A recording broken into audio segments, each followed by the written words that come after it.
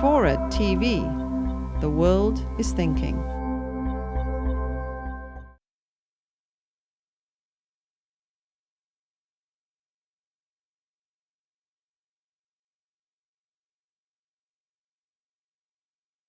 That day was a Saturday, and Saturdays are easy days on Space Station. You do some cleaning, you do some puttering, you can do some of your own science experiments, but there isn't that much scheduled. When suddenly the radio crackled, and someone on the ground asked them to stand by.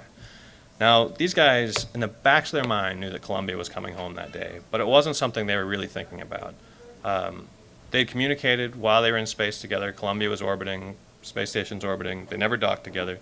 But Don Pettit was good friends, especially with the pilot of Columbia, and they would have these ongoing conversations, particularly about chess. They had an ongoing chess game. Don is this master inventor, and he'd come up with which he's patented, a chessboard for space, so you can play weightless chess, made out of Velcro mostly. And Columbia's last communication with the space station was Willie passing along the message, E2 to E4. I'd like to make this move.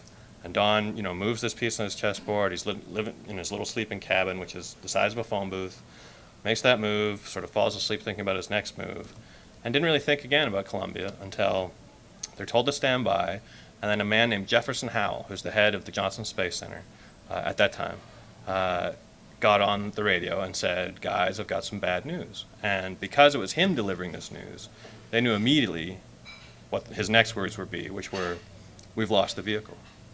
And at that moment, the guys in the space station they were separated from the reality in some ways. The distance, the 250 miles between them and Earth sort of protected them in some ways. And they thought, well, maybe some of the evacuation systems worked. Maybe our friends are floating down to Earth under parachutes.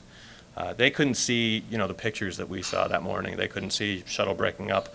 They couldn't see the astronaut's helmet lying on the grass.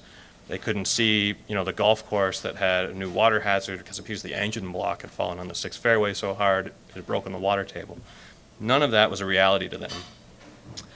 Instead, they again had this faint hope that everything would work out until Mickey Pettit, Don Pettit's wife, demanded to speak to him. And she called him up and said, and Don said the same thing that he had said to NASA. Oh, we're hopeful that everything's working out. And she said, no, Don, you have to understand, it's not working out. Your friends are gone. The pieces of the shuttle are scattered all over Texas. And she wasn't doing that to be mean, but she needed Don to get to the point where everyone else was. She needed to bridge that gap between Earth and space. And in that moment, Don and the other guys in the crew finally realized the severity of the situation. Not only had they lost their 7 friends, but they knew from our experience with Challenger that they'd lost their ride home as well. They knew that the shuttle fleet would be grounded, who knows for how long, and that they were either going to stay in the space station or they're going to have to find another way home.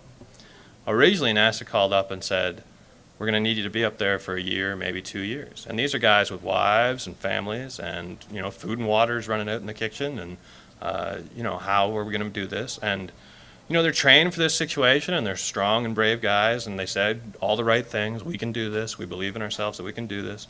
And I think at least part of them did believe that, but some part of them also wondered, now with this suddenly open-ended mission, when will we get home and how will we get home?